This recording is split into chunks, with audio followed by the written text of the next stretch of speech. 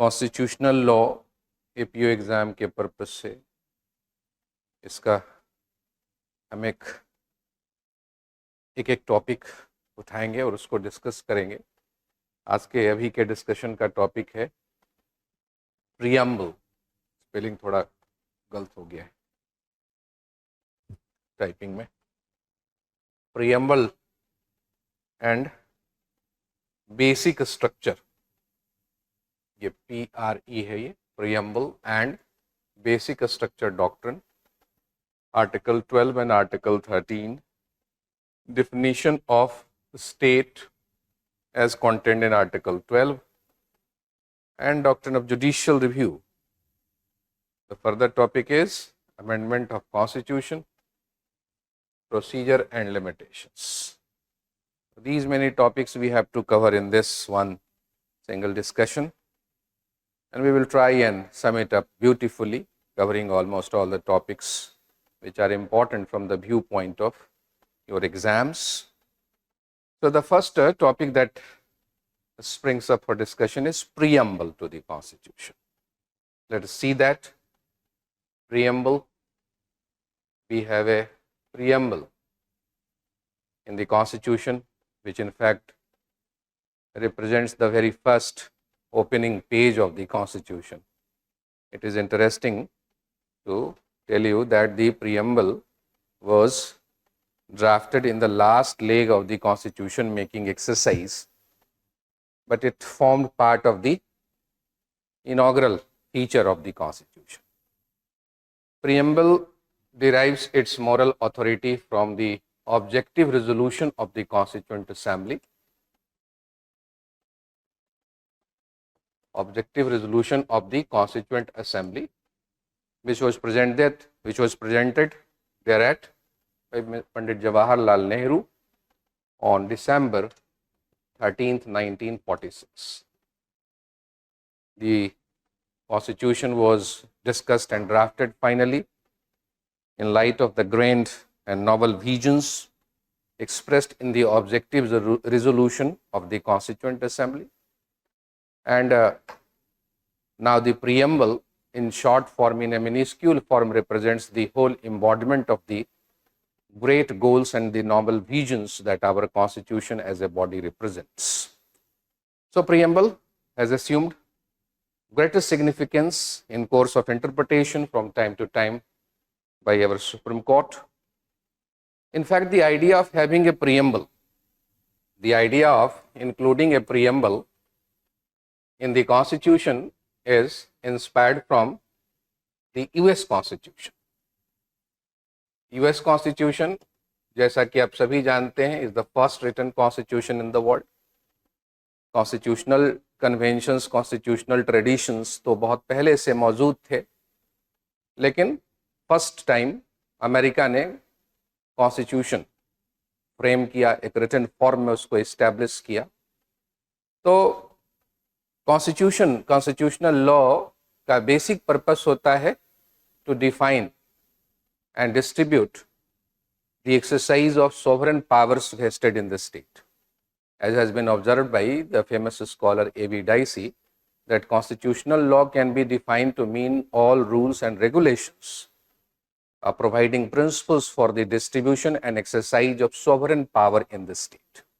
इसी थीम को enlarge करते हुए हमारे सुप्रीम कोर्ट ने Ramjawaya Kapoor versus state of Punjab के केस 1955 में और एक्सप्लेन किया कि कॉन्स्टिट्यूशनल लॉ का बेसिक पर्पस है कि गवर्नमेंट के जो 3 ग्रेट ऑर्गन्स हैं, लेजिस्लेचर, एग्जीक्यूटिव और जुडिशरी, उनको इस्टेब्लिश करना, उनके पावर्स को डिफाइन करना, उनके फंक्शंस को भी डिफाइन करना.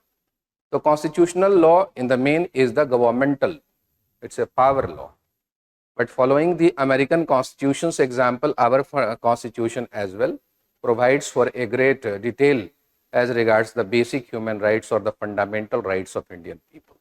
So our constitution has become a very prolix document, it has become a very lengthy document, and our constitution, apart from making provisions as regards the governmental system, it also assures us or it gives us the guarantee of fundamental rights. Furthermore, the constitution also covers the territorial aspects of the nation, like how the state shall be formed in India, how can you bring about a change in the boundaries or the names of the state in India. So in this manner, हमारा जो constitution है territory, fundamental rights of people, welfare of people और governmental system के बारे में provision करता है. तो हमारे राइट्स क्या हैं? Political rights, socio economic rights, और फिर गवर्नमेंट का जो कैरेक्टर है, डेमोक्रेसी, डेमोक्रेटिक, रिपब्लिकन, ये सारे वैल्यूज हमारे कॉन्स्टिट्यूशन मेकर्स को इंस्पायर कर रहे थे. लिबर्टी, इक्वालिटी, फ्रेटर्निटी के आइडियल्स, डेमोक्रेसी, रिपब्लिकनिज्म के ग्रेट गोल्स हमारे कॉन्स्टिट्यूशन मेकर्स को गाइड कर रहे थे. उसी लाइट में उन्होंने कॉन्स्टिट्यूशन बनाया और उन्हीं बातों को उन्होंने प्रीएम्बल में भी रखा. तो प्रीएम्बल जो है वो डिराइव हुआ ऑब्जेक्टिव रेजोल्यूशन से, लेकिन इंस्पिरेशन अमेरिकन कॉन्स्टिट्यूशन से आया.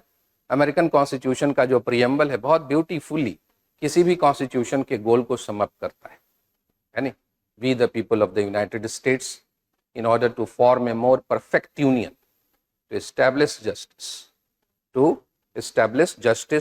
to ensure domestic peace, to provide for the common defense, to ensure the general welfare, and to protect the guarantee of liberty to the present and future generation, we do ordain and establish this constitution for the United States of America.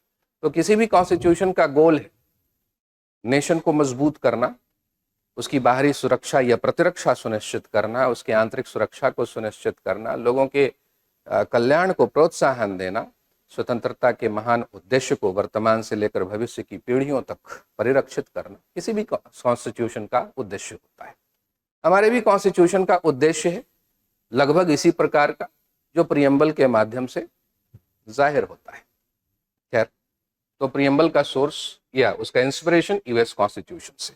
हालांकि Golaknath versus state of Punjab के मामले में और उससे भी पहले सज्जन Singh versus state of Rajasthan के मामले में 1965 में अपने जजमेंट में या अपने राइटिंग में जस्टिस मोहम्मद हिदायतुल्लाह साहब ने ये कहा कि हमारा जो प्रीएम्बल है वो अमेरिकन डिक्लेरेशन ऑफ इंडिपेंडेंट जो जुलाई 4, 1776 को जारी हुआ था थॉमस जेफरसन के द्वारा, उसके लैंग्वेज के ज़्यादा अनुरूप है ना. लेकिन फिर भी मानना पड़ेगा कि अमेरिकन कॉन्स्टिट्यूशन के प्रीएम्बल से ही हम इंस्पायर्ड हैं. खैर, उन केस लॉज के बारे में हम आएंगे जो प्रीलिम्स पॉइंट ऑफ व्यू से आपके लिए इंपॉर्टेंट हो सकते हैं, लेकिन उससे पहले हम ये देख लें कि प्रीएम्बल का जो लैंग्वेज है वो क्या है और किस प्रकार से वो हमारे कॉन्स्टिट्यूशन के ऑब्जेक्टिव्स या गोल को हमारे सामने प्रस्तुत करता है. इसकी शुरुआत होती है we the people words. We the people word, we the people of India, having solemnly resolved to constitute India into a sovereign, socialist, secular, democratic republic, and to secure to all its citizens justice, social, economic, and political, liberty of thought, expression, belief, faith, and worship, equality of status and of opportunity, fraternity, assuring the dignity of the individual, and also strengthening the unity and integrity of the nation. In our Constituent Assembly on this November 26, 1949, do hereby adopt, enact and give to ourselves this Constitution. तो बीच के words को जरा suppress करिए तो ऊपर का word है inaugural, शुरुआती वर्ड है, ओपनिंग वर्ड है we the people of India. Last के वर्ड को अगर पढ़ें उसी के साथ मिलाकर तो we the people of India do hereby adopt, enact and give to ourselves this Constitution. इस वर्ड, इन वर्ड्स का अगर हम एक एक्सप्लेनेशन या मीनिंग बताने की कोशिश करें तो इसका मतलब ये होता है कि we the people of India adopted this constitution, we the people of India solemnly established this constitution in the form of a law, and we the people of India have given this constitution as a gift to ourselves. The sum and substance here is that people are the source of the Indian constitution. ये preamble के ही language से जाहिर होता है कि the people are the source of the Indian constitution.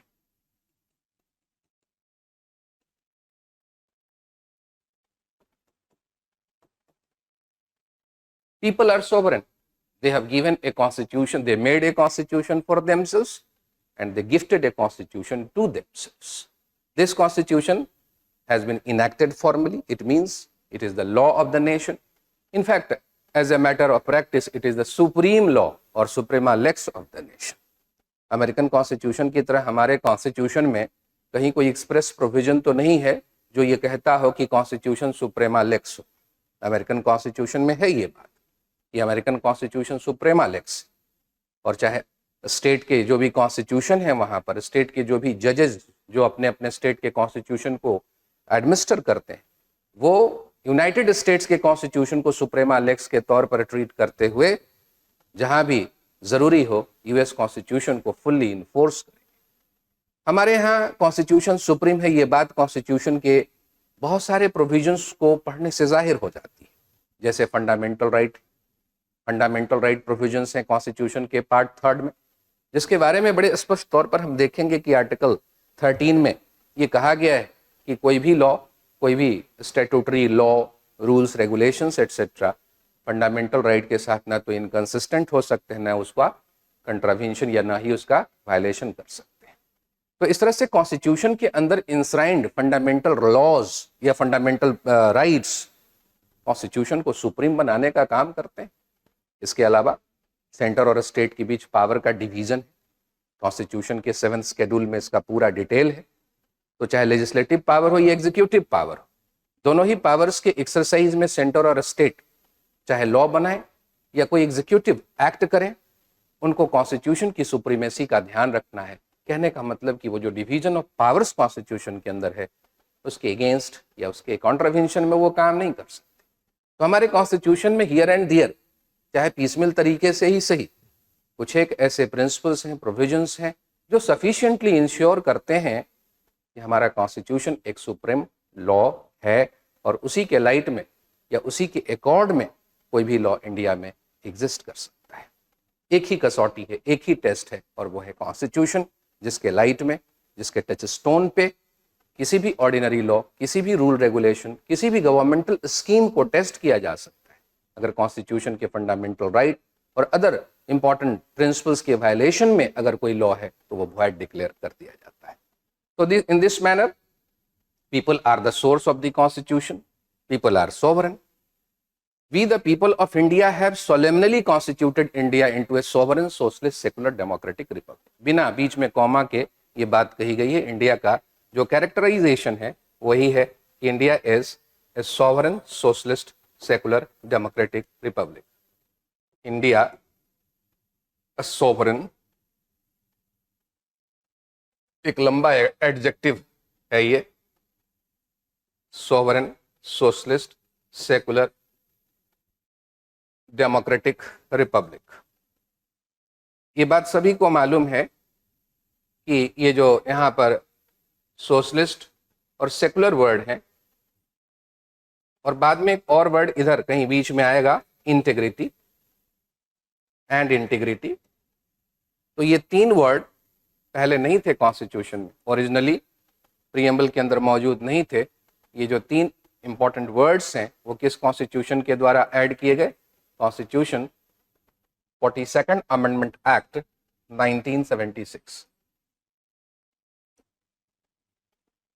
1976 के द्वारा ये ऐड किए गए थे। कॉन्स्टिट्यूशन के 42nd अमेंडमेंट ने जो इमरजेंसी, इंटरनल इमरजेंसी के टाइम में इनैक्ट हुआ था इंडिया के पार्लियामेंट के द्वारा, वो कई मायनों में एक मिनी कॉन्स्टिट्यूशन कहा गया है, क्योंकि उस अमेंडमेंट के द्वारा कॉन्स्टिट्यूशन में एक ओवर आर्चिंग टाइप के बदलाव किए गए। कुछ बड़े पॉजिटिव थे और कुछ नेगेटिव टाइप के थे, जिसने कॉन्स्टिट्यूशन के अंदर कुछ डिफॉर्मिटी भी क्रिएट की। हम बाद में पढ़ते हैं उसके बारे में कि कॉन्स्टिट्यूशन के 44th अमेंडमेंट 1978 ने उन डिफॉर्मिटीज़ को रिमूव करने का काम। फिलहाल यहाँ पर अगर फोकस करें तो सोशलिस्ट, सेकुलर और इंटीग्रिटी वर्ड 42nd अमेंडमेंट के द्वारा ऐड किए गए। इनका क्या मीनिंग है और हाल के अभी एक जजमेंट 2024 के एक जजमेंट में सुप्रीम कोर्ट के द्वारा सोशलिस्ट के बारे में क्या कहा गया है, ये हमारे लिए इंपॉर्टेंट हो सकता है। खैर, तो ये जो वर्ड है कि we the people have made India into a sovereign socialist secular democratic republic, इसका मतलब क्या है कि इस कॉन्स्टिट्यूशन के द्वारा जो हमने इंडिया बनाया है नहीं, इंडिया एक तरह से इंडिया का जो रीवर्थ हुआ इस कॉन्स्टिट्यूशन के द्वारा, वो इंडिया कैसा है? एक सोवरेन कंट्री, एक सोवरेन नेशन। सोवरेन नेशन वो होता है जो अपने इंटरनल पॉलिसीज के मामले में, अपने इंटरनल मैटर्स के मामले में किसी भी प्रकार से किसी भी फॉरेन पावर के कंट्रोल में न हो। तो सॉवरेन नेशन वो है जो एक इंडिपेंडेंट नेशन अपने बारे में, अपने इंटरनल मैटर्स के बारे में कोई भी फ्री डिसीजन लेने के लिए वो आज़ाद है। उसी तरह से जब 1976 में ये डिक्लेयर हुआ कि हम एक सोशलिस्ट नेशन है, तो उस समय बहुत सारे जो केसेस हैं उसमें सोशलिस्ट वर्ड को कॉन्स्टिट्यूशनल इंटरप्रिटेशन के मामले में काफ़ी महत्व दिया गया। For example, Excel Wear versus union of India के केस में ये सोशलिस्ट वर्ड की बात अगर हम करें तो Excel Wear versus union of India, brevity के लिए, शॉर्टनेस के लिए मैं यूआई लिख रहा हूं, यूनियन ऑफ इंडिया को, 1978 के इस जजमेंट में जस्टिस ऊंटवालिया ने ये अपने जजमेंट में लिखा, मतलब सुप्रीम कोर्ट ने अपने जजमेंट में बताया कि सोशलिस्ट वर्ड ये इंडिकेट करता है कि गवर्नमेंट उस इकोनॉमिक पॉलिसी को फॉलो करेगी या उस इकोनॉमिक पॉलिसी को प्रायोरिटी देगी जिसका गोल है नेशनलाइजेशन। कहने का मतलब कि कोर्ट्स कॉन्स्टिट्यूशनल इंटरप्रिटेशन के मामले में, लिटिगेशन में, एडजुडिकेशन के मामले में ज़्यादा से ज़्यादा नेशनलाइजेशन को फेवर करेंगे, क्योंकि सोशलिज्म का एक गोल है nationalisation. Socialism is based exemplified by way of nationalisation. तो सोशलिस्ट वर्ड को नेशनलाइजेशन का एक पर्याय बता दिया गया, ऐसा समझिए इसको। नेशनलाइजेशन को फेवर करने वाली या नेशनलाइजेशन को परस्यू करने वाली जो पॉलिसी होगी वो कॉन्स्टिट्यूशन के अकॉर्ड में मानी जाएगी, क्योंकि अब हमारे कॉन्स्टिट्यूशन का जो गोल है वो क्या है, सोशलिस्ट है। वैसे सोशलिज्म एक विचारधारा, एक आइडियोलॉजी के तौर पर है, जिसके बारे में अलग अलग कंट्रीज और कॉन्टेक्स्ट में इसकी अलग अलग व्याख्याएं हो सकती है, लेकिन इंडिया में इसकी एक व्याख्या ये है कि जो देश के, जो राष्ट्र के संसाधन हैं उनके ऊपर ज़्यादा से ज़्यादा सरकारी नियंत्रण जो है वो हमारा उद्देश्य है, ताकि हम समाज में धन और संसाधनों का एक इक्विटेबल डिस्ट्रीब्यूशन इंश्योर कर सकें, ताकि हैव और हैव नॉट्स के बीच एक जो गैप है उसको कम कर सकें।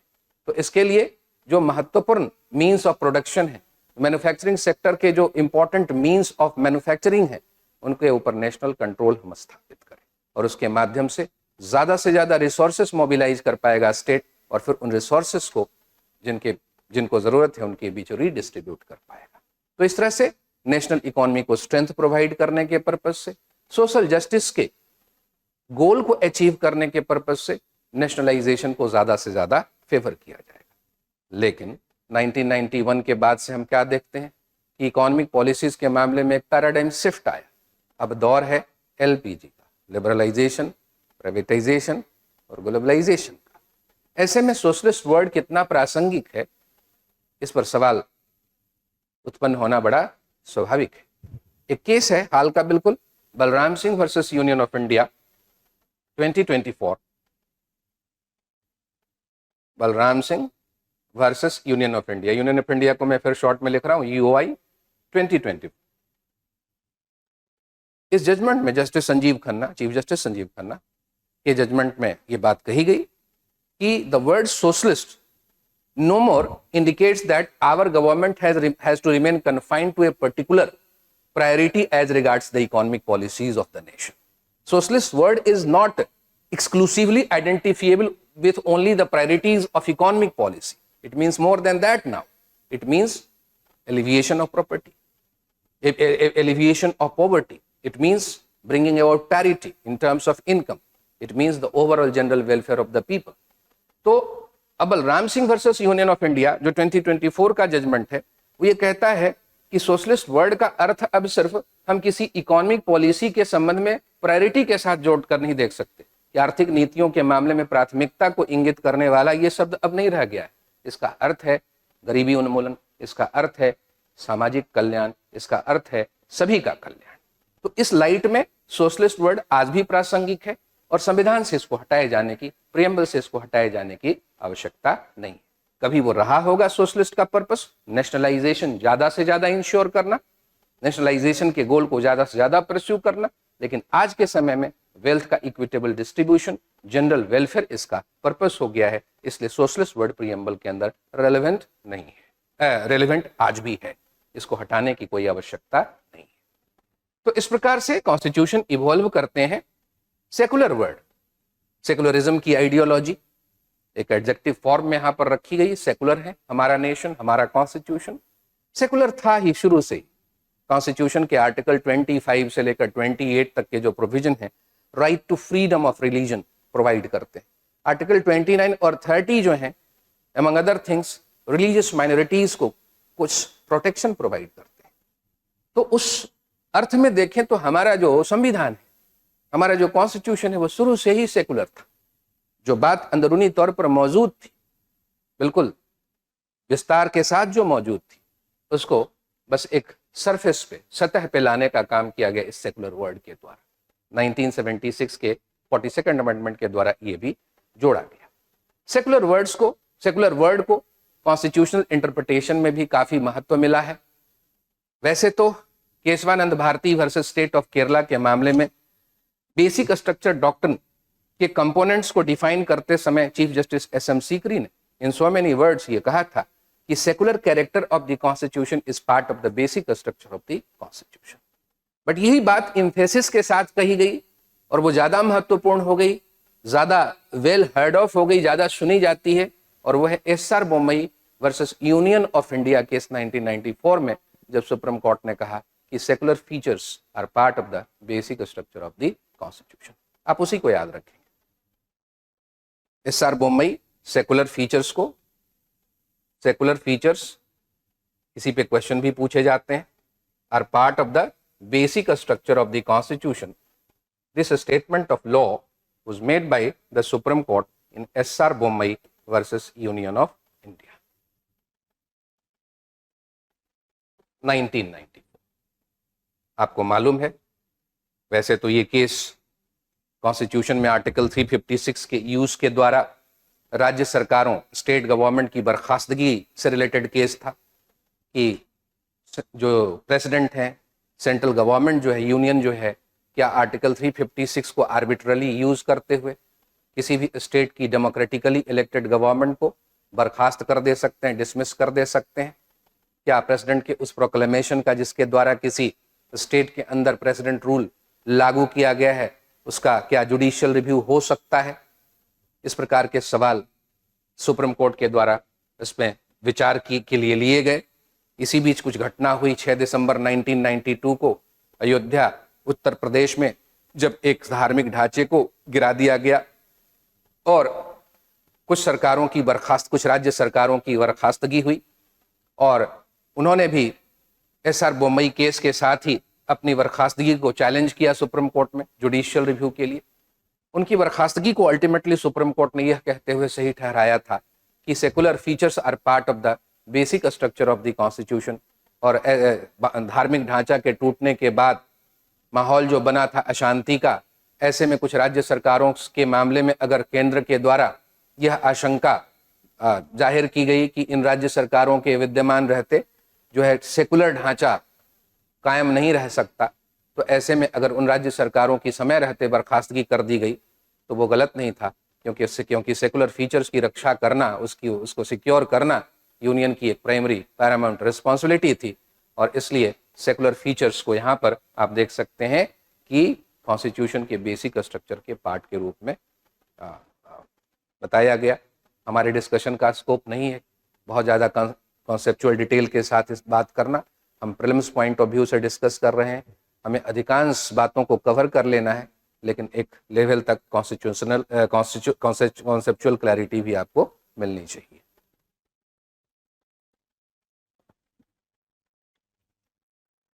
कॉन्स्टिट्यूशन के द्वारा हमने जो इंडिया इस्टेब्लिश किया है वो है डेमोक्रेटिक रिपब्लिक। हम एक डेमोक्रेसी हैं, हम एक रिपब्लिक।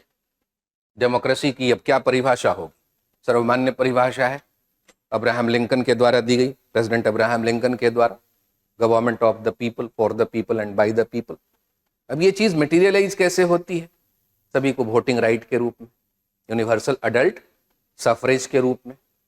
ये और कैसे मटेरियलाइज होती है? रेगुलर पीरियोडिक इलेक्शन के रूप में, फ्री एंड फेयर इलेक्शन के रूप में, पॉलिटिकल मल्टीप्लिसिटी ऑफ पार्टीज के रूप में। तो इस प्रकार हम एक डेमोक्रेटिक नेशन है because we choose our own government.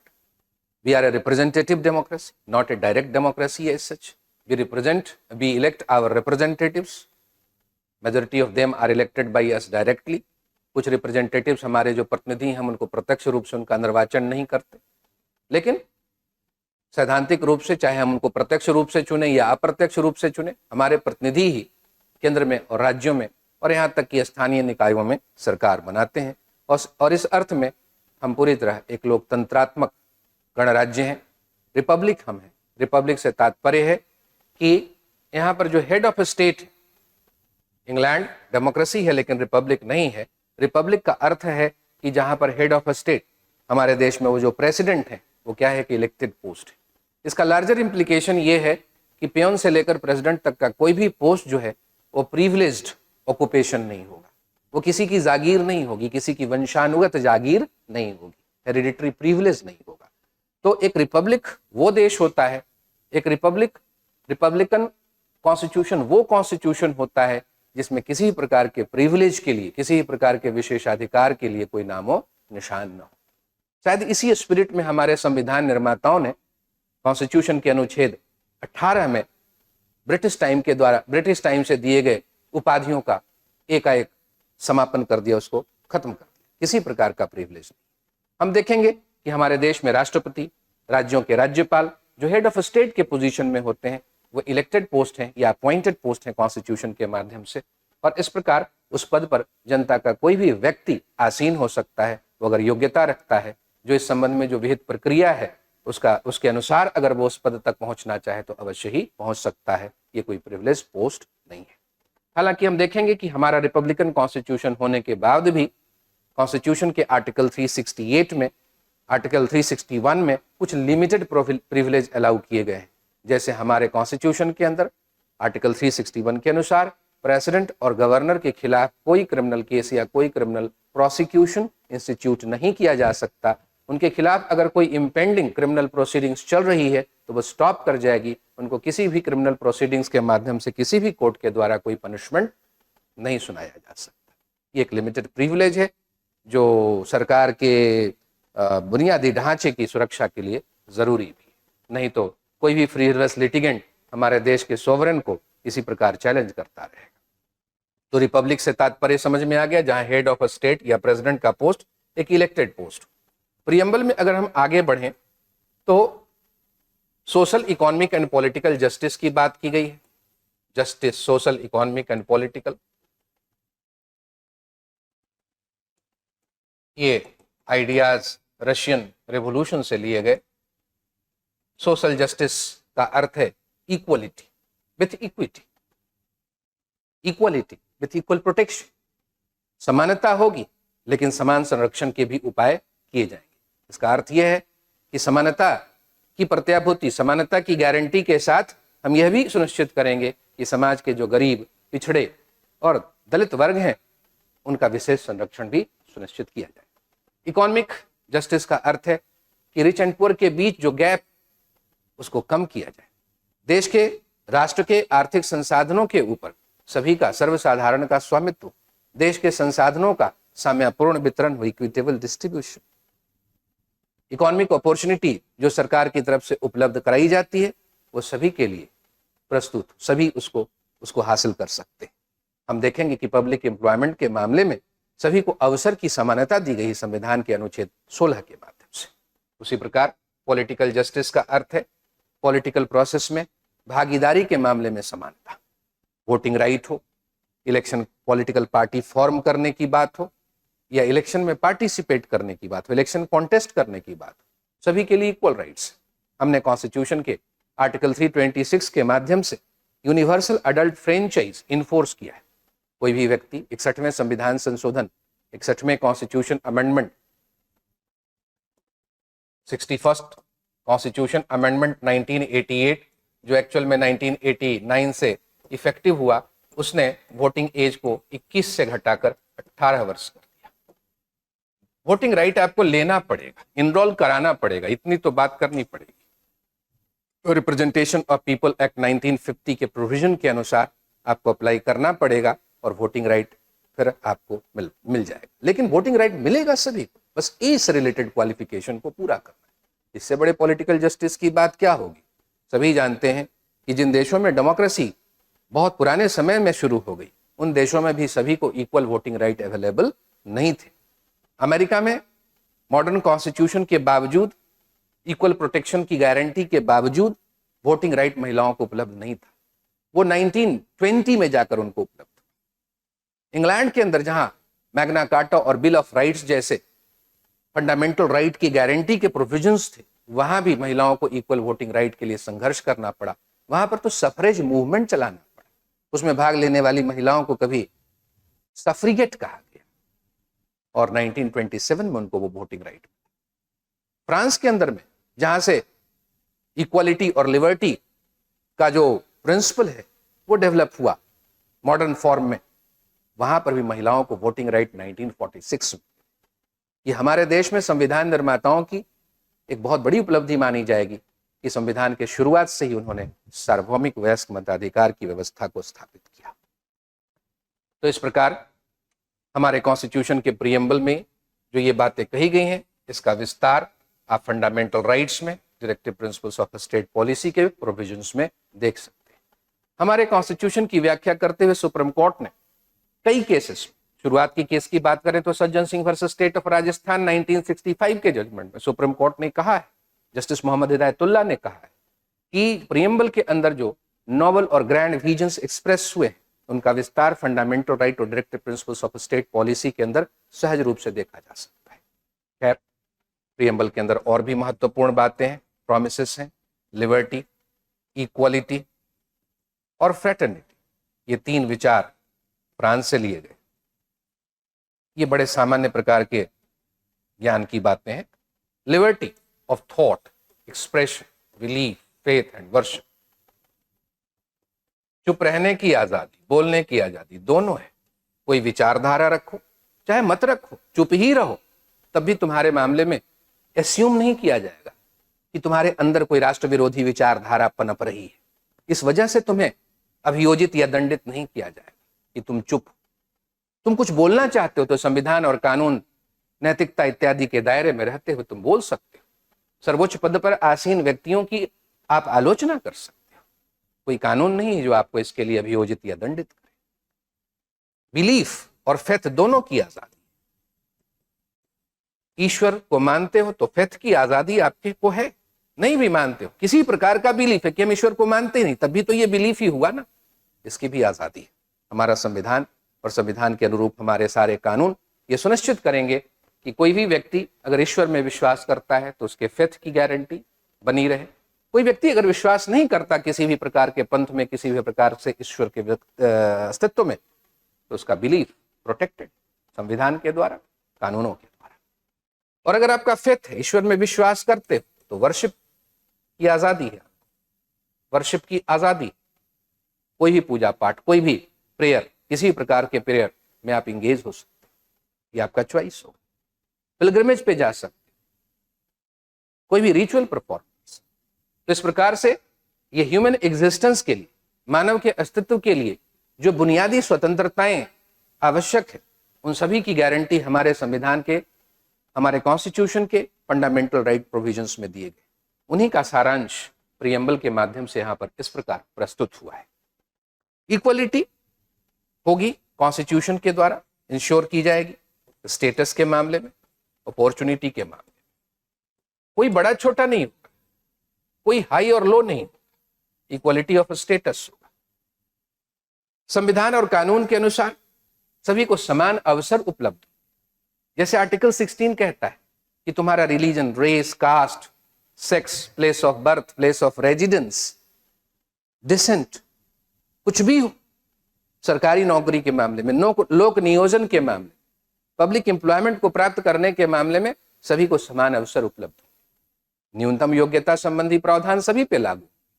न्यूनतम योग्यता संबंधी जो आवश्यकता है उसको अगर आप पूरी करते हो तो सभी के लिए समान अवसर उपलब्ध हो। फ्रेटर्निटी, ब्रदरहुड, भाईचारा, जो क्या इंश्योर करेगा, हर व्यक्ति की डिग्निटी को, उसके महत्ता को, उसके महत्व को, उसकी गरिमा को, आदमी आदमी है, उसे इस रूप में ट्रीट किया जाए। American declaration of independence, Thomas Jefferson का वह वाक्य। तो डिग्निटी जो है हर किसी की, चाहे वो आम आदमी हो या कोई सर्वोच्च पद पर आसीन व्यक्ति।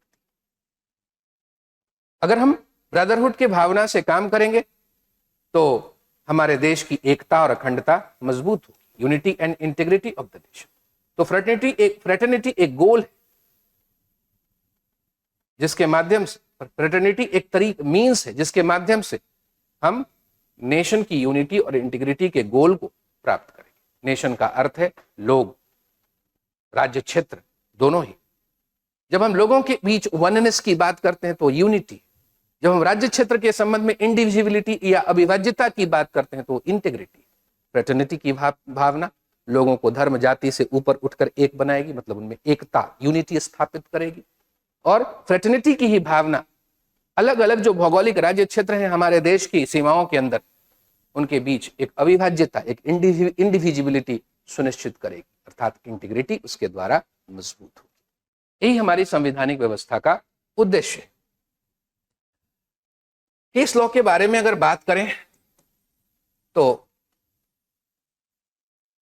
बेरूबारी यूनियन केस में 1960 में सुप्रीम कोर्ट ने यह कहा कि preamble is not part of the constitution. ये इंपॉर्टेंट स्टेटमेंट ऑफ लॉ है, इसके ऊपर क्वेश्चन पूछे जाते हैं। बेरूबारी यूनियन कोई 9 वर्ग मील का क्षेत्र था इंडिया पाकिस्तान के बॉर्डर पर, इंडिया और पूर्वी पाकिस्तान के बॉर्डर पे।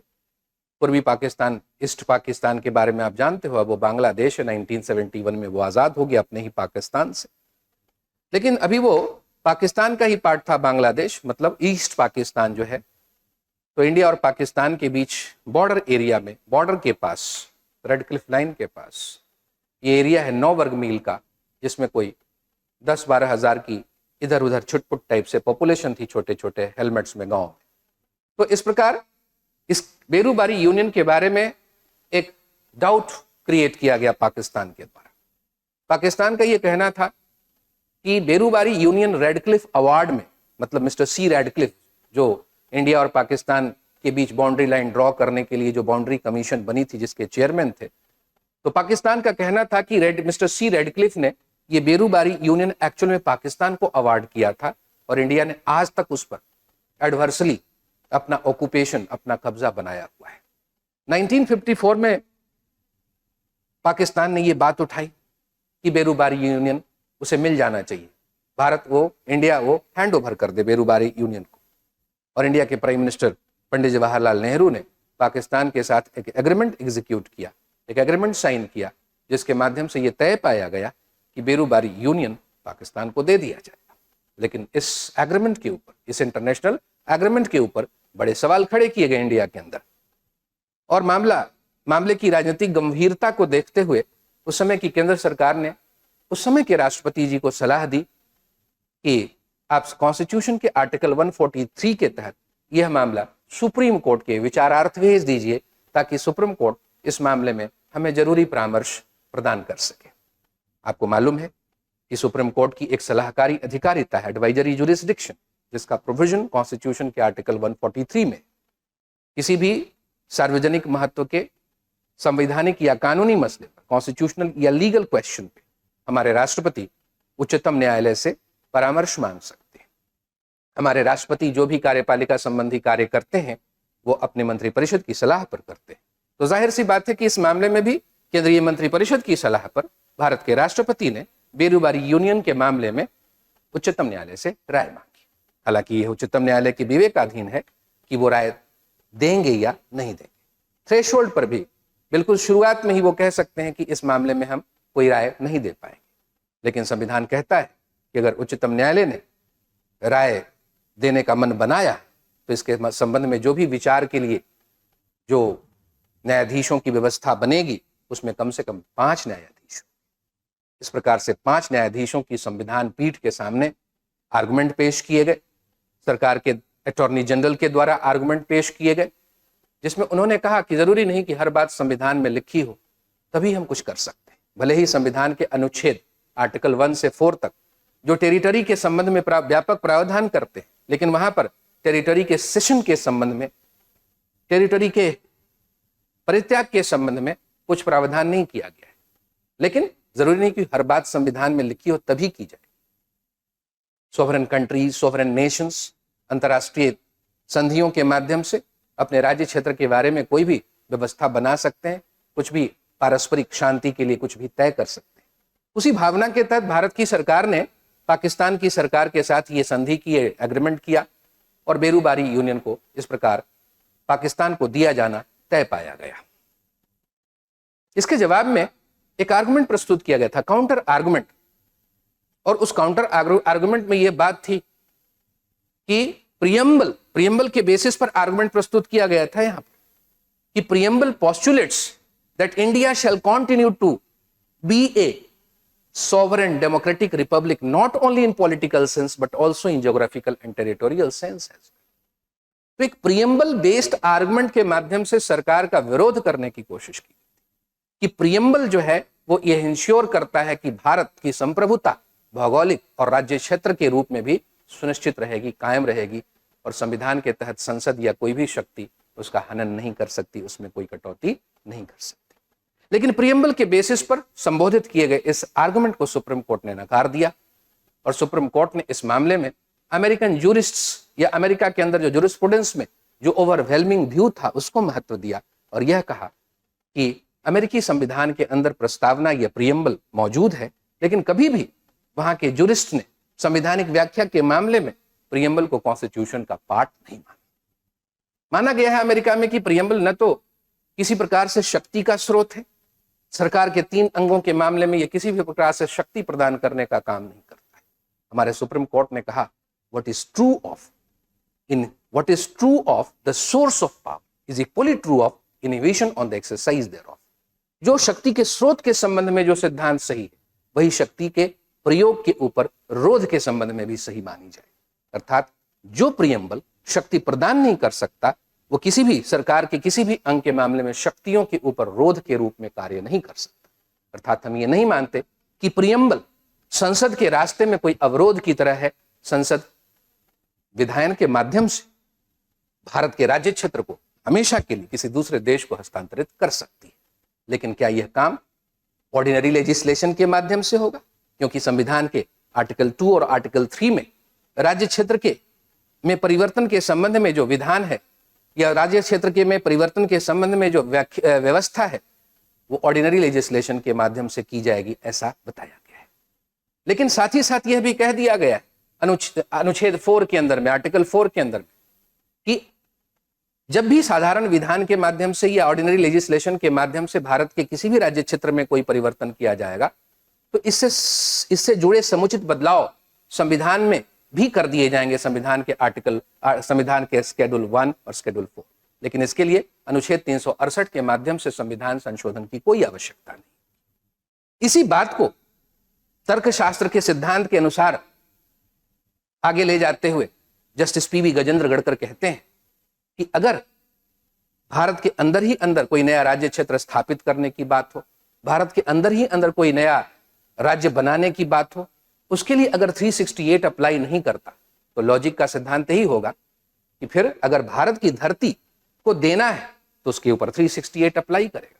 इसका अर्थ यह हुआ, जैसा उन्होंने कहा, कि अगर भारत अपनी धरती को हमेशा के लिए सीड करना चाहता है तो उसको संविधान के अनुच्छेद 368 के माध्यम से संविधान संशोधन की विधि के द्वारा अनुसूची 1 में, शेड्यूल 1 में समुचित संशोधन करते हुए अपने राज्य क्षेत्र को वो हमेशा के लिए दूसरे देश को हस्तांतरित कर सकता है।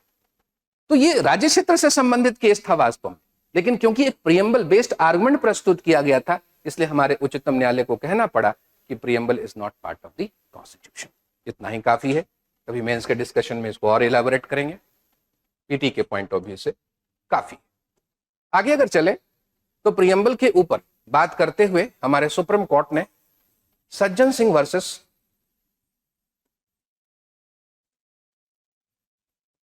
स्टेट ऑफ राजस्थान, मैं शॉर्ट में लिख रहा हूं राजस्थान, 1965 सुप्रीम,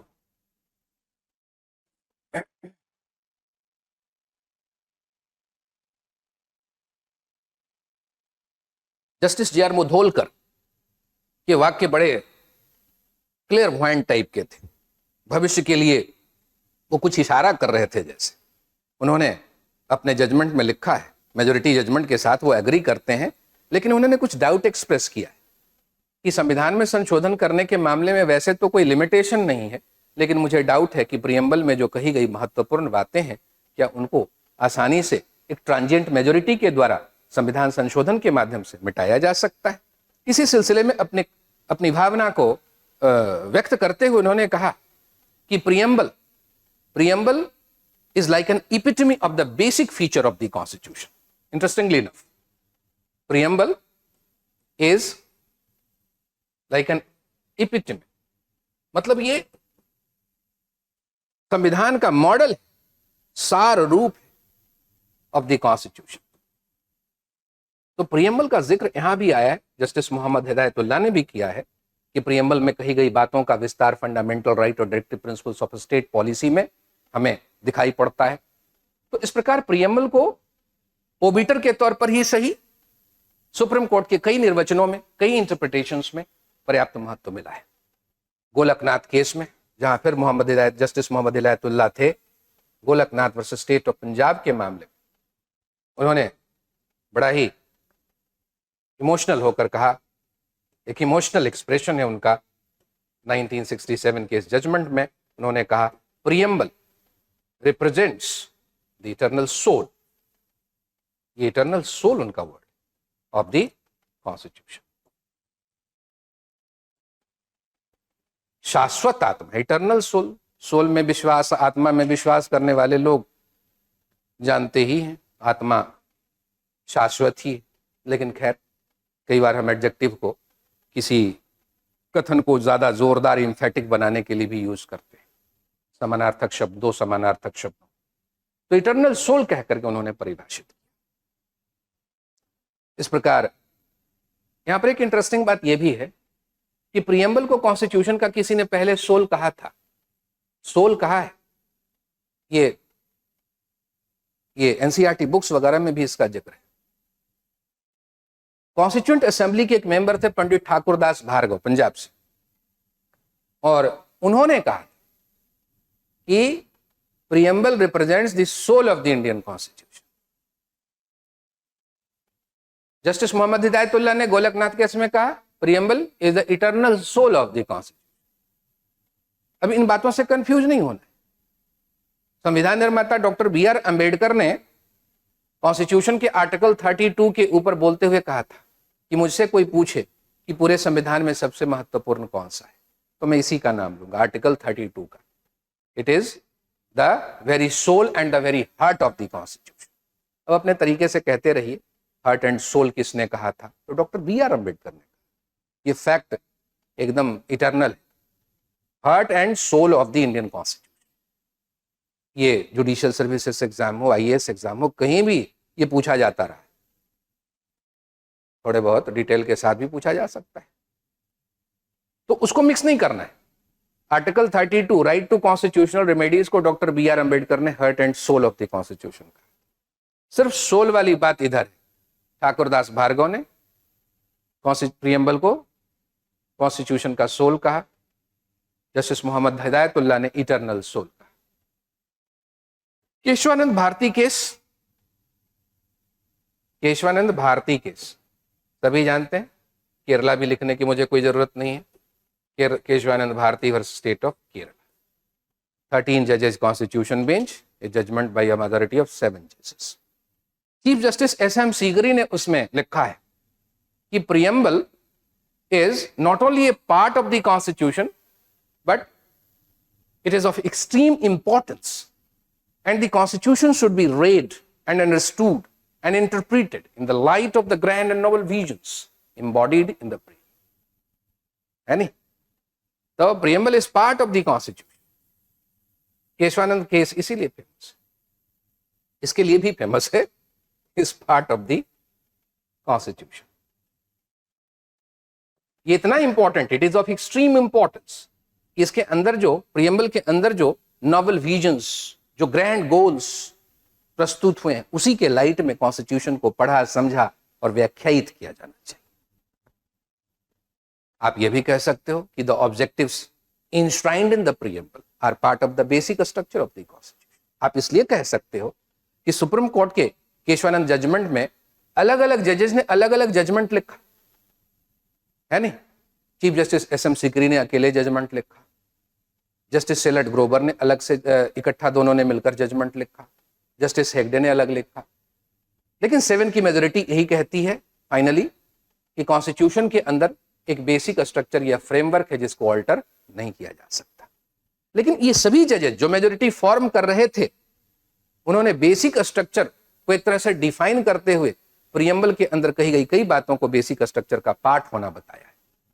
तो उस आधार पर एक सहज स्वाभाविक निष्कर्ष स्थापित हो सकता है कि प्रियम्बल के अंदर जो घोषित उद्देश्य हैं है नहीं, इंश्राइंड जो प्रिंसिपल्स हैं वो बेसिक स्ट्रक्चर का पार्ट है।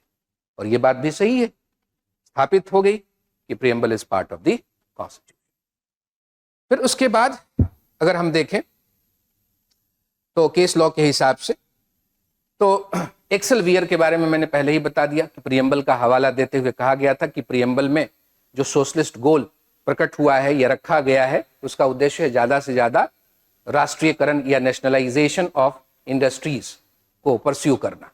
हालांकि Balram Singh versus union of India 2024 के जजमेंट में सुप्रीम कोर्ट ने इस पर अब सहमति नहीं दिखाई। सुप्रीम कोर्ट ने एक तरह से हम कह सकते हैं कि समकालिक व्याख्या की, कॉन्टेम्पोरेनियस इंटरप्रिटेशन किया और कहा कि अब इसे हमें लिबरलाइजेशन, प्राइवेटाइजेशन और ग्लोबलाइजेशन के उद्देश्यों के अनुरूप समझना होगा।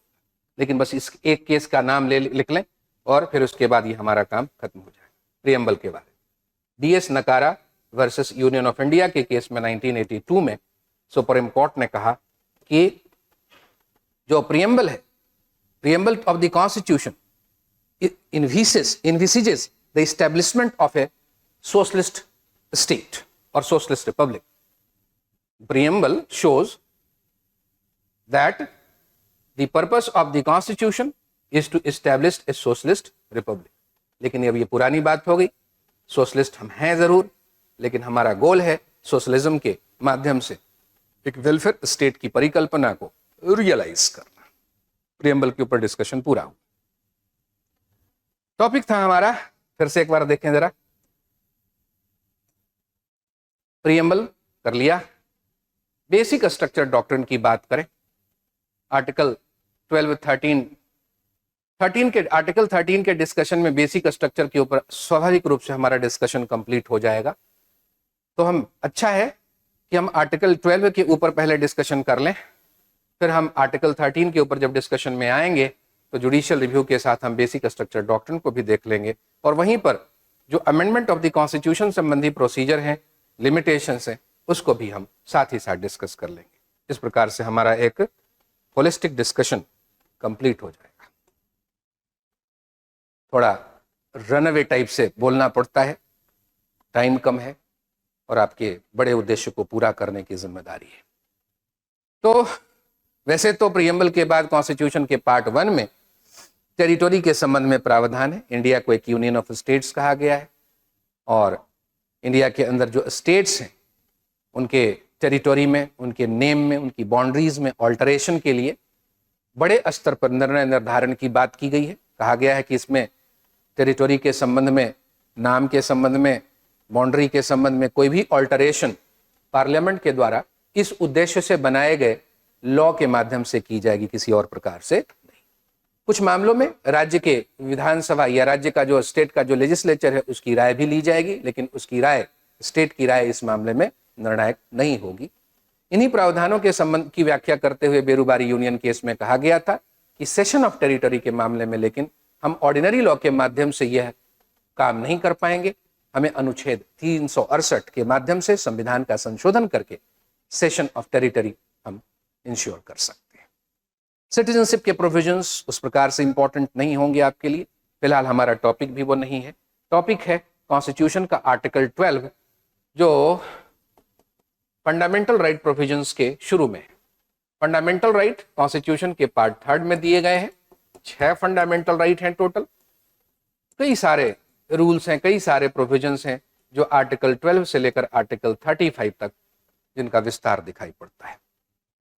फंडामेंटल राइट्स का मतलब है basic human rights, rights related to equality, liberty and property of people. General बात तो यही, भले ही अब हमने प्रॉपर्टी से रिलेटेड फंडामेंटल राइट को पार्ट 3 से बाहर कर दिया है, लेकिन liberty and equality related basic human rights ही फंडामेंटल राइट के रूप में हमारे कॉन्स्टिट्यूशन के पार्ट 3 में स्थापित किए गए हैं।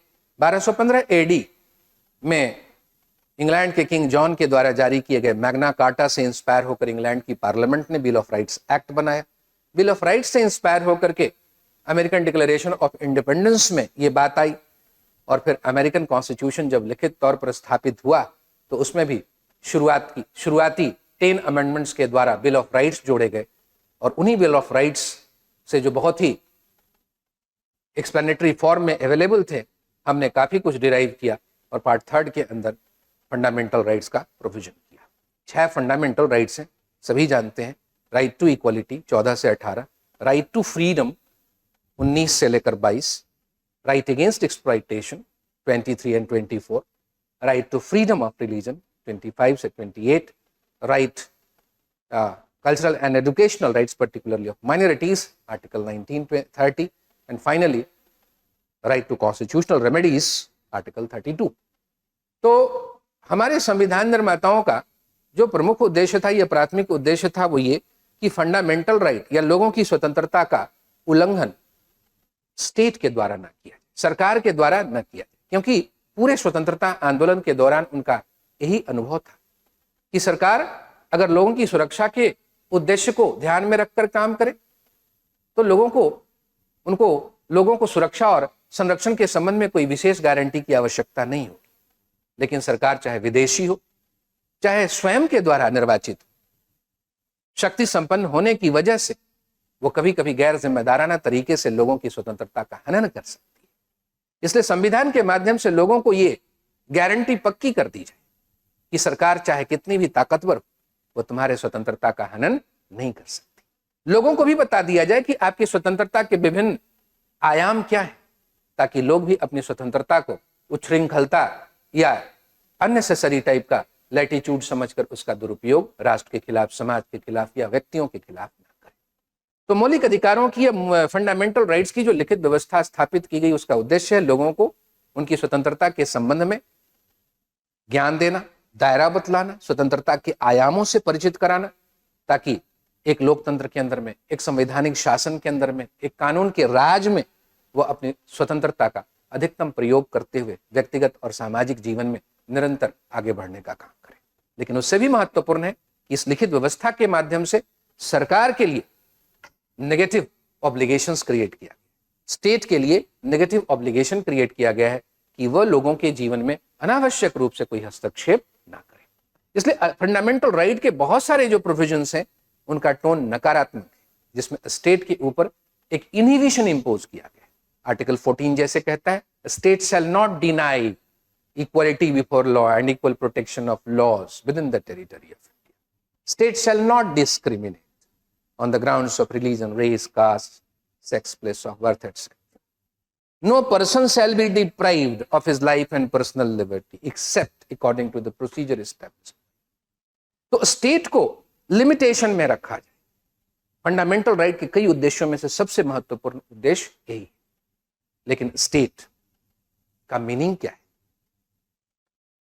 जो फंडामेंटल राइट को जो चुनौतियां प्रस्तुत कर सकते हैं, वो स्टेट किन किन रूपों में एग्जिस्ट करता है, जरा उसकी पहचान कर लें, ताकि लोगों को रिमेडी सीख करने के मामले में कोई कठिनाई ना हो। अगर राज्य के द्वारा लोगों के किसी भी अधिकार का उल्लंघन हुआ है तो उसके संबंध में उपचार या रेमेडी वो कॉन्स्टिट्यूशनल कोर्ट, देश के सुप्रीम कोर्ट से प्राप्त कर सकते। लेकिन ये बताना पड़ेगा कि जिसके खिलाफ उनका कंप्लेंट है, जिसके खिलाफ उनका पिटीशन है, वो एक्चुअल में स्टेट है। इसलिए स्टेट की आइडेंटिटी मुकम्मल तौर पर डिफाइन कर दी गई आर्टिकल 12 के द्वारा। और आर्टिकल 12 जो स्टेट वर्ड को डिफाइन करता है, तो आपको दिखाई पड़ेगा कि इसमें स्टेट जो गवर्नमेंट है उसके लेजिस्लेटिव और एग्जीक्यूटिव ऑर्गन को शामिल किया गया। और गवर्नमेंट हमारे देश में, हमारी फेडरल सिस्टम में 2 स्तरों पर है, यूनियन और स्टेट के लेवल पर। अब तो नई संवैधानिक व्यवस्था जो 1993 से लागू है, नया संविधान संशोधन जो लागू है 1993 से, उसके अनुसार लोकल लेवल पर, स्थानीय लेवल पर भी सरकार की व्यवस्था कायम हो गई है। तो सभी जानते हैं कि जो गवर्नमेंट है उसके 3 अंग होते हैं, लेजिस्लेचर, एग्जीक्यूटिव एंड जुडिशियल। तो यहां पर यूनियन लेजिस्लेचर, पार्लियामेंट को स्टेट कहा गया है, अर्थात पार्लियामेंट किसी भी लॉ के माध्यम से, किसी भी इनैक्टमेंट के माध्यम से अगर हमारे फंडामेंटल राइट का कॉन्ट्रावेंशन करे, उसका उल्लंघन करे, तो हम पार्लियामेंट के द्वारा बनाए गए उस लॉ को जुडिशियल रिव्यू के लिए चैलेंज कर सकते हैं। स्टेट लेजिस्लेचर, इंडिया के अंदर जो भी स्टेट है, प्रत्येक स्टेट में लेजिस्लेचर है, तो स्टेट लेजिस्लेचर भी संविधान के द्वारा प्रदत्त विषयों के ऊपर लेजिस्लेशन या लॉ बनाने की पावर रखते हैं। लेकिन उनके द्वारा बनाया गया भी कोई लॉ अगर है, अगर वो फंडामेंटल राइट प्रोविजन के कंट्रावेंशन में है, तो उसको जुडिशियल रिव्यू के लिए चैलेंज किया जा सकता है, उसको वॉइड डिक्लेयर किया जा सकता है। जो executive branch of the government है, जिसको गवर्नमेंट ऑफ इंडिया कहा गया है, यहां पर president, prime minister, ministers, bureaucrats, staff, government of India, जो usually rules, regulations, orders, notifications इत्यादि के माध्यम से संविधान और कानून के उद्देश्यों को लागू करते हैं, जनता को सर्व करते हैं, तो उनके ऊपर भी ये लिमिटेशन, उनको भी यहाँ स्टेट कहा गया है। चाहे सेंटर की गवर्नमेंट हो, लेकिन उसका नाम क्या होगा फंडामेंटल राइट डिस्कोर्स में, फंडामेंटल राइट के प्रोटेक्शन के संबंध में, उसका भी नाम होगा स्टेट। और जितने भी स्टेट के अंदर एग्जीक्यूटिव ब्रांच ऑफ गवर्नमेंट है, स्टेट गवर्नमेंट, वो सभी स्टेट कहलाएंगे। जो लोकल बॉडीज हैं, और लोकल बॉडीज के संबंध में, उनकी परिभाषा के संबंध में अब कोई संदेह नहीं रह गया, इसके लिए हमें जनरल क्लॉजेस एक्ट को रेफर करने की कोई जरूरत नहीं है। अब हमारे संविधान के अनुसार लोकल बॉडीज के रूप में ग्रामीण क्षेत्रों के लिए पंचायती राज सिस्टम है या पंचायती राज इंस्टीट्यूशंस हैं, और शहरी क्षेत्रों के लिए म्युनिसिपैलिटीज हैं। तो लोकल बॉडीज भी कोई बाइलॉज इत्यादि बनाते हैं, कोई स्कीम के माध्यम से अगर वो लोगों को संरक्षण या उनका कल्याण सुनिश्चित करते हैं, और अगर लेकिन उनका कोई विधान, उनका कोई भी बाइलॉ इत्यादि अगर मूल अधिकार के उल्लंघन में प्रतीत होता है, तो उनके भी बाइलॉज इत्यादि को जुडिशियल रिव्यू के लिए डायरेक्टली सुप्रीम कोर्ट तक में चैलेंज किया जा सकता है। यहां तक समझने में कोई दिक्कत नहीं। स्टेट के ही परिभाषा के अंदर एक वर्ड यूज किया गया, other authority, other authorities, other authority. ये अदर अथॉरिटी कौन है? क्या इन्हीं के जैसी कोई चीज है? इजस्डम जेनरिस के माध्यम से क्या इनको इसी जैसी कोई चीज समझना चाहिए? मैड्रास हाईकोर्ट की एक जजमेंट, शांता भाई वर्सेस यूनिवर्सिटी ऑफ मैड्रास के केस में मैड्रास हाईकोर्ट ने कहा था कि अदर अथॉरिटी का मीनिंग बतलाने के लिए हमें कॉन्स्टिट्यूशनल इंटरप्रिटेशन के संबंध में जो इजस्डम जेनरिस का रूल है उसको फॉलो करना चाहिए। अर्थात अदर अथॉरिटी वही होगी जो इन सब के सदृश हो, इन सब के साथ कोई सेम्बलेंस हो उसका, मतलब इन्हीं के जैसी कोई बॉडी को हम अदर अथॉरिटी कहें। हालांकि बाद में सुप्रीम कोर्ट ने इस व्यू को मान्यता नहीं दी, लेकिन खैर हमारे पास उतना स्कोप नहीं है एक एक जजमेंट को डिस्कस करने का। लेकिन हम ये मानकर चल सकते हैं कि अदर अथॉरिटी के ऊपर उच्चतम न्यायालय के कई महत्वपूर्ण निर्णयों में ये बातें कही गई कि अदर अथॉरिटी से तात्पर्य क्या है। सबसे जो इंपॉर्टेंट एंड लैंडमार्क जजमेंट है वो है Ramanna D Shetty versus international airport authority में सुप्रीम कोर्ट का के कॉन्स्टिट्यूशन बेंच का जजमेंट 1979। तो अदर अथॉरिटी की बात करते हुए कुछ महत्वपूर्ण जजमेंट जो कभी भी एग्जाम पॉइंट ऑफ व्यू से इंपॉर्टेंट होते हैं, और वो हैं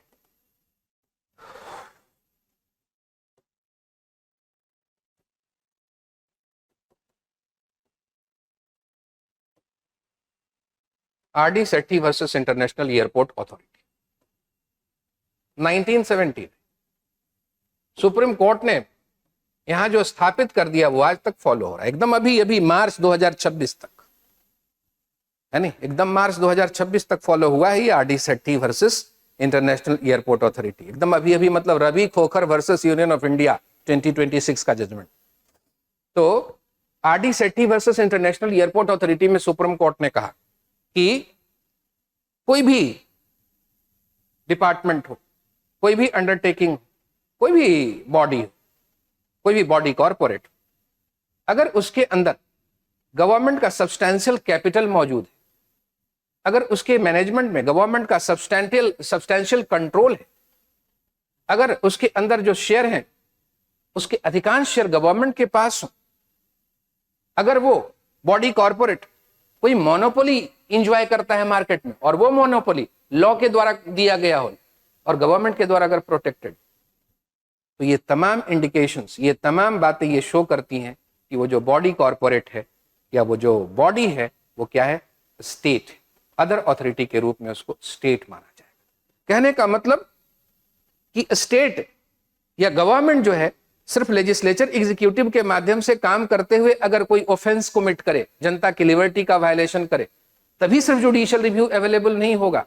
वहां तो होगा ही जुडिशियल रिव्यू, वहां भी अवेलेबल होगा जहां गवर्नमेंट जो है अपना रूप बदल के काम कर रही हो, कॉरपोरेशन के रूप में, पब्लिक सेक्टर अंडरटेकिंग के रूप में काम कर रही हो। लेकिन गवर्नमेंट अगर वहां फाइनेंशियली, मैनेजरियली, मोनोपोली के हिसाब से गवर्नमेंट अगर वहां पर पूरी तरह मौजूद है, तो उस बॉडी कॉरपोरेट का चाहे नाम कुछ भी हो, उसका अपीयरेंस चाहे प्राइवेट टाइप का हो, फिर भी उसे क्या माना जाएगा, अदर अथॉरिटी अर्थात स्टेट माना जाएगा।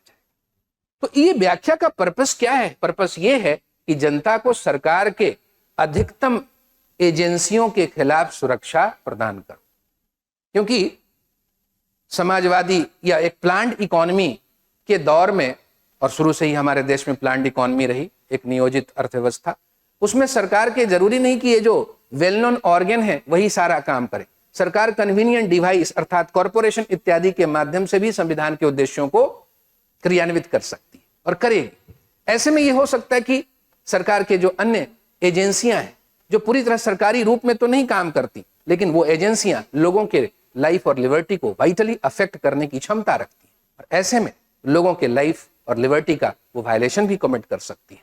और इसलिए जनता को अधिकतम सुरक्षा उपलब्ध हो, उनकी स्वतंत्रता अधिकतम दर्जे तक कायम रहे, इसके लिए इन सभी को भी अदर अथॉरिटी के रूप में क्या मानना पड़ेगा, स्टेट मानना पड़ेगा। और ध्यान दीजिए, जैसा मैंने कहा, अभी 2026 तक ये judgment as it is follow हुआ है। हम लिबरलाइजेशन, प्राइवेटाइजेशन और ग्लोबलाइजेशन के दौर में है, फिर भी बहुत अच्छी बात है कि लोगों के मौलिक अधिकारों की सुरक्षा की जो चिंता है वो हमारे सुप्रीम कोर्ट के जजमेंट के माध्यम से जाहिर हुई। तो ये जो जजमेंट का जो रेशियो है वो कई बाद के तुरंत केसेस में फॉलो किया गया। बस उसका ब्रीफ रेफरेंस हम अगर देते चलें तो प्रेमिस पॉइंट ऑफ व्यू से हमारा ये डिस्कशन कंप्लीट हो जाएगा। जैसे अजय हासिया वर्सेस खालिद मुजीब सोहरावर्दी का केस,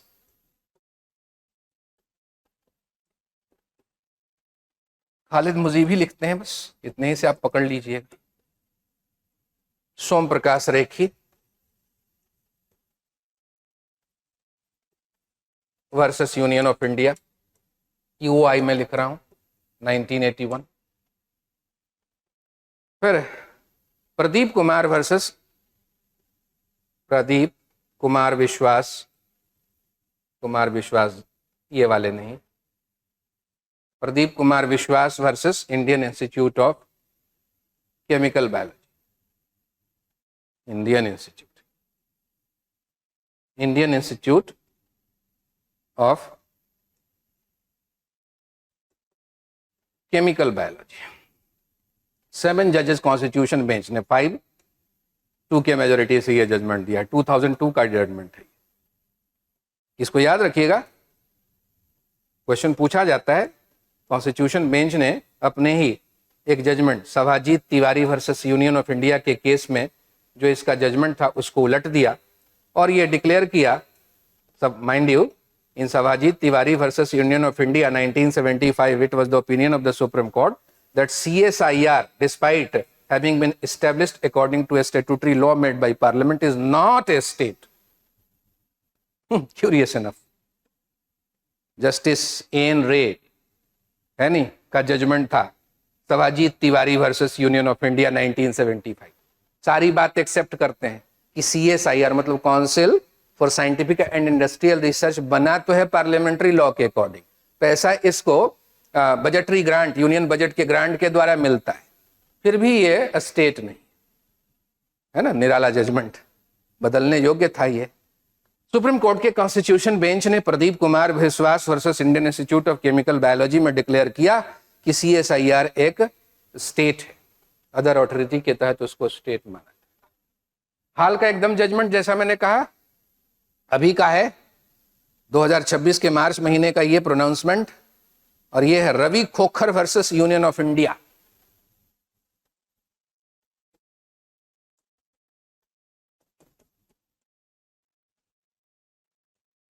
UI में लिखता हूं 2026। एक बॉडी है air force group insurance society, air force group insurance society, AIG,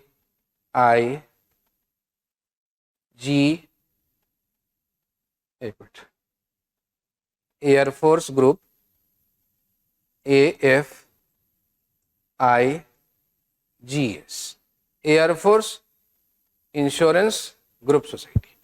इसके बारे में सुप्रीम कोर्ट ने कहा कि ये स्टेट है, ये सेंट्रल गवर्नमेंट के द्वारा इस्टेब्लिश किया गया है, सेंट्रल गवर्नमेंट के द्वारा फंडेड है।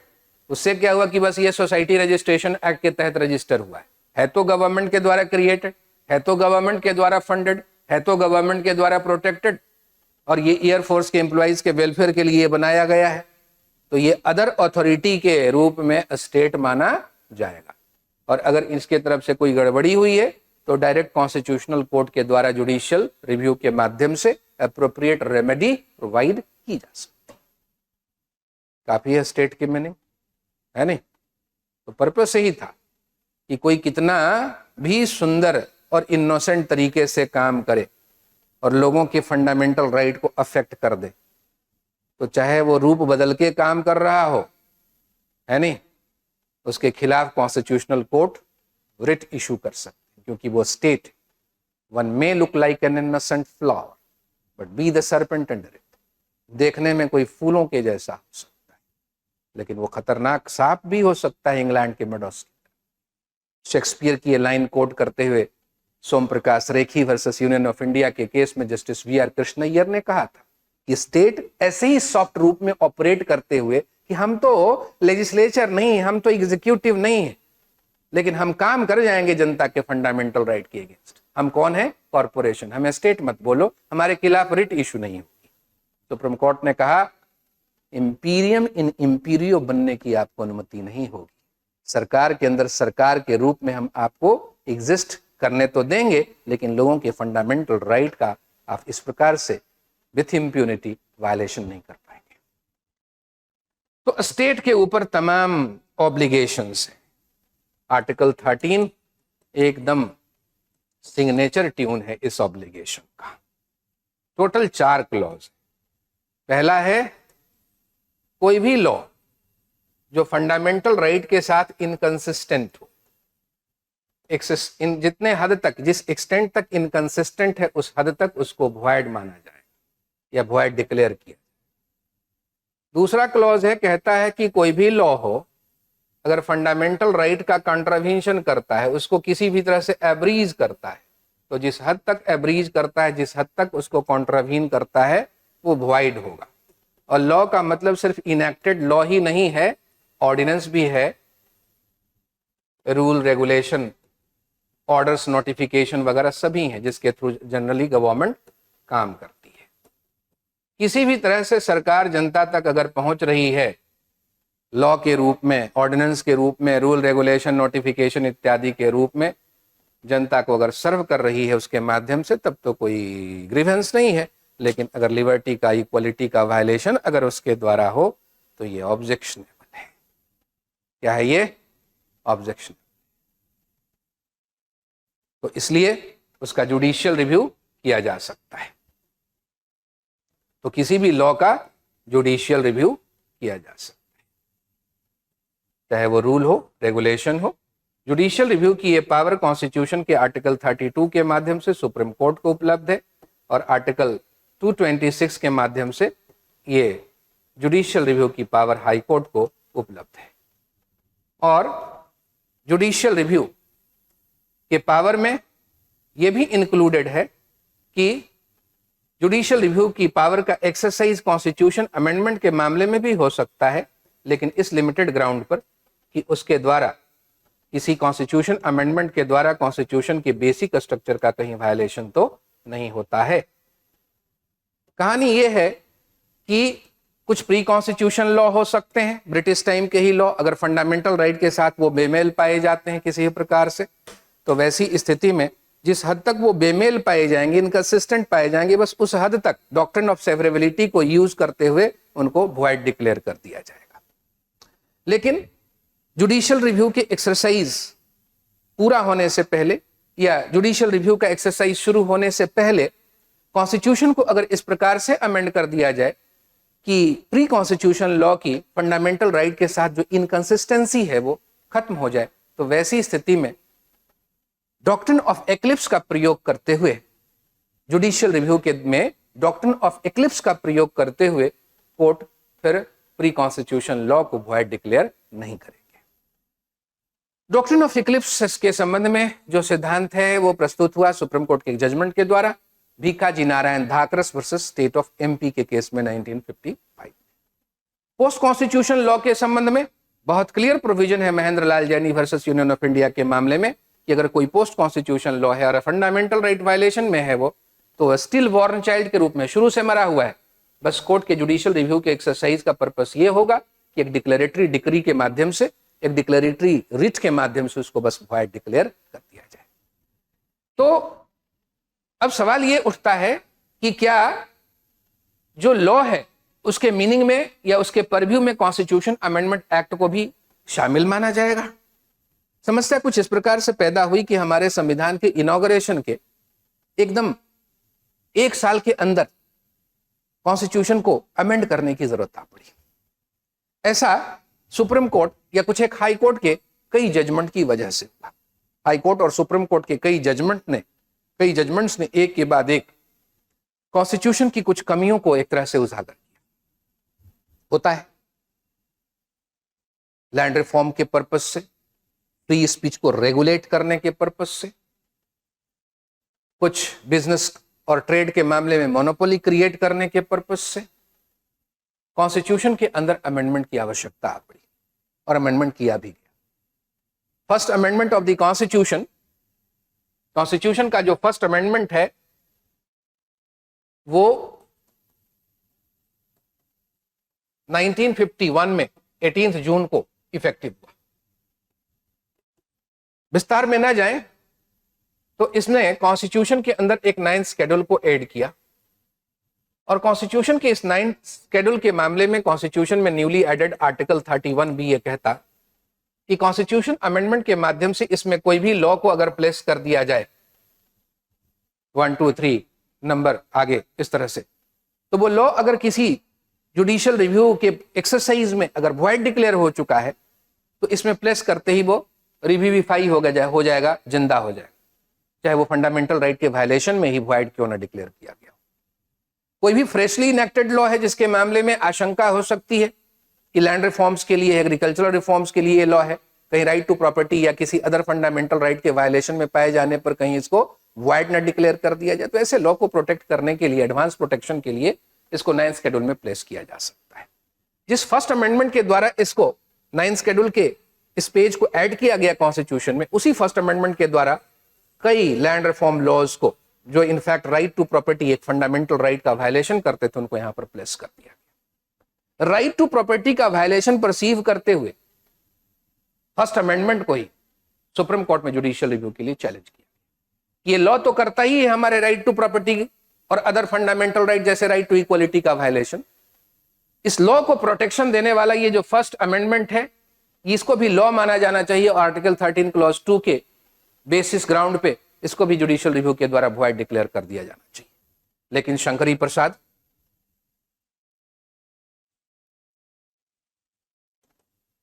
प्रसाद पीडी में लिख रहा हूं वर्सेस यूनियन ऑफ इंडिया 1951 के केस में सुप्रीम कोर्ट ने कहा कि आर्टिकल 13 के अंदर जो लॉ है उसका मतलब कॉन्स्टिट्यूशन अमेंडमेंट लॉ नहीं है, अर्थात कॉन्स्टिट्यूशन अमेंडमेंट लॉ के द्वारा या कॉन्स्टिट्यूशन अमेंडमेंट एक्ट के द्वारा फंडामेंटल राइट के कंट्रावेंशन में कोई प्रोविजन ऐड किया गया है तो हम उसको वॉइड डिक्लेयर नहीं कर सकते।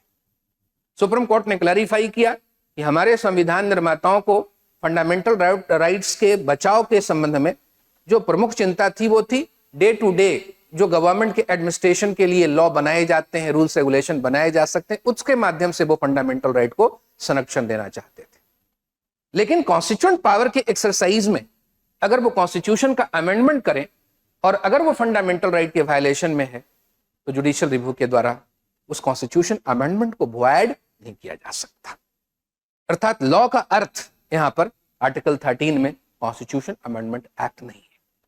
इसी व्यू को अपहोल्ड किया सुप्रीम कोर्ट ने Sajjan Singh versus state of Rajasthan के केस में 1965।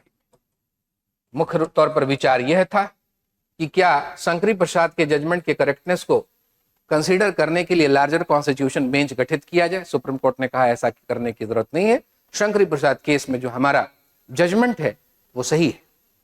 कॉन्स्टिट्यूशन अमेंडमेंट के माध्यम से अगर फंडामेंटल राइट ऑफेंड होता है तो उस कॉन्स्टिट्यूशन अमेंडमेंट को हम वॉइड डिक्लेयर नहीं कर सकते, है ना। जस्टिस पीवी गजेंद्र करकड़ ने बड़ा इलेबोरेटली कहा है कि आर्टिकल 368 कॉन्स्टिट्यूशन अमेंडमेंट के मामले पर अप्लाई होता है। आर्टिकल 368 पर गौर करें तो साफ दिखाई पड़ता है कि अमेंडमेंट की दो पद्धति है। एक तो पार्लियामेंट के दोनों हाउसेस में स्पेशल मेजोरिटी के सपोर्ट से कॉन्स्टिट्यूशन अमेंडमेंट बिल पास कराया जाए और प्रेसिडेंट का एसेंट मिलने पर वो कॉन्स्टिट्यूशन अमेंडमेंट एक्ट बनेगा और उस अनुरूप कॉन्स्टिट्यूशन को वो अमेंड कर देगा। दूसरी पद्धति आर्टिकल 368 में है कि कुछ फेडरल फीचर्स जैसे प्रेसिडेंट का इलेक्शन, स्टेट भी भाग लेते हैं उसमें। सुप्रीम कोर्ट हाई कोर्ट के संबंध में जो प्रावधान है वो 7th schedule of the constitution का आर्टिकल 73, 162 जो केंद्र और राज्य के बीच कार्यपालिका शक्तियों का विभाजन सुनिश्चित करता है, और स्वयं आर्टिकल 368। तो ये जो प्रोविजन है इनको कॉन्स्टिट्यूशन अमेंडमेंट एक्ट के माध्यम से बदला तो जा सकता है, लेकिन पार्लियामेंट के दोनों हाउसेस के साथ साथ कम से कम आधे स्टेट लेजिस्लेचर के द्वारा उस अमेंडमेंट प्रपोजल का रेटिफिकेशन होना भी अनिवार्य है। तो जस्टिस गडकर कहते हैं कि हमारे संविधान निर्माता बड़े कॉन्शियस थे इसमें। उन्होंने तरीका बता दिया कॉन्स्टिट्यूशन के ऊपर एक पूरा ओवरलुक देते हुए कि कॉन्स्टिट्यूशन के अधिकांश प्रोविजन है पार्लियामेंट के दोनों हाउसेस के द्वारा पास किए गए, स्पेशल मेजोरिटी के माध्यम से पास किए गए बिल के माध्यम से अमेंड हो जाएगा। कुछ मामलों में स्टेट को भी अप्रोच करना। जस्टिस गडकर आगे कहते हैं कि इसके अलावा भी कॉन्स्टिट्यूशन के जैसे आर्टिकल 4 में कहा गया है कि अगर स्टेट के बनाने के पर्पज से या स्टेट की बाउंड्री अल्टर करने के पर्पज से कोई लॉ बने तो शेड्यूल 1 और शेड्यूल 4 में जो अमेंडमेंट किया जाएगा वो कॉन्स्टिट्यूशन अमेंडमेंट नहीं होगा। तो हमारे संविधान निर्माता इतने केयरफुल थे, अगर फंडामेंटल राइट को वो कोई स्पेशल प्रोटेक्शन देना चाहते अमेंडमेंट के खिलाफ तो वो लिख देते, उन्होंने लिखा नहीं। इसका मतलब ये है कि फंडामेंटल राइट्स का अमेंडमेंट हो सकता है और स्वाभाविक भी है। समय के साथ बदलने वाली सरकारें अपने सामाजिक, आर्थिक और राजनीतिक उद्देश्यों को पूरा करने के लिए आवश्यकता पड़ने पर व्यक्तियों के मूल अधिकारों में कटौती कर सकती, ये बड़ा स्वाभाविक। कई बार सामूहिक अधिकारों को व्यक्तिगत अधिकारों के सामने नतमस्तक होना पड़ेगा। लेकिन सुप्रीम कोर्ट ने Golaknath versus state of Punjab के मामले में यह कहा कि नहीं, फंडामेंटल राइट ट्रांसेंडेंटल है, उनमें कोई अमेंडमेंट नहीं हो सकता। फंडामेंटल राइट्स अनअमेंडेबल है, ये बहुत बड़ी बात। और सुप्रीम कोर्ट ने यह भी कहा मेजोरिटी जजमेंट में कि हमारे दोनों पुराने जजमेंट, सज्जन सिंह केस और उससे पहले शंकरी प्रसाद केस के जजमेंट गलत थे। जिन्होंने कॉन्स्टिट्यूशन के 1st amendment, 4th amendment, 17th amendment की वैलिडिटी को अपहोल्ड किया, वो जजमेंट गलत थे। हम चाहें तो उनको रद्द कर दें, वॉइड डिक्लेयर कर दें, लेकिन हम स्थापित व्यवस्था में कोई छेड़छाड़ नहीं करेंगे। हम अमेरिकन सुप्रीम कोर्ट के द्वारा स्थापित डॉक्ट्रिन ऑफ प्रोस्पेक्टिव ओवररूलिंग का इस्तेमाल करते हुए पुराने जो भी अमेंडमेंट हो चुके, पुराने जो भी लॉ सिक्योर्ड हो चुके, उनको हम एज इट इज रहने देंगे। लेकिन भविष्य में ध्यान रहे, कोई भी कॉन्स्टिट्यूशन अमेंडमेंट अगर फंडामेंटल राइट को हर्ट करेगा तो हम उसको वॉइड डिक्लेयर कर देंगे। सुप्रीम कोर्ट ने यह भी कहा कि आर्टिकल 368 पार्लियामेंट को कॉन्स्टिट्यूशन अमेंडमेंट के मामले में कोई पावर नहीं देता, वो सिर्फ प्रोसीजर बतलाता है कि 2 हाउस या कुछ मामलों में स्टेट के इन्वॉल्वमेंट के साथ बिल पास करो। पावर की बात उसके मार्जिनल हेडिंग में लिखी ही नहीं। और ध्यान दीजिए कि इसी जजमेंट से इंस्पायर होकर पार्लियामेंट ने 24th अमेंडमेंट के द्वारा आर्टिकल 368 के मार्जिनल हेडिंग में बदलाव करके पावर वर्ड भी ऐड कर दिया, power and procedure to amend the constitution. खैर, गोलकनाथ जजमेंट इस प्रकार पास हुआ। गोलकनाथ जजमेंट के ही प्रभाव को डाइल्यूट करने के लिए कॉन्स्टिट्यूशन का 24th अमेंडमेंट किया गया 1971 में, और ये ऐड कर दिया गया कि जो लॉ है आर्टिकल 13 में, उसका मतलब कॉन्स्टिट्यूशन अमेंडमेंट एक्ट नहीं है। इसी बाबत सिमिलर बदलाव आर्टिकल 368 में भी किए गए।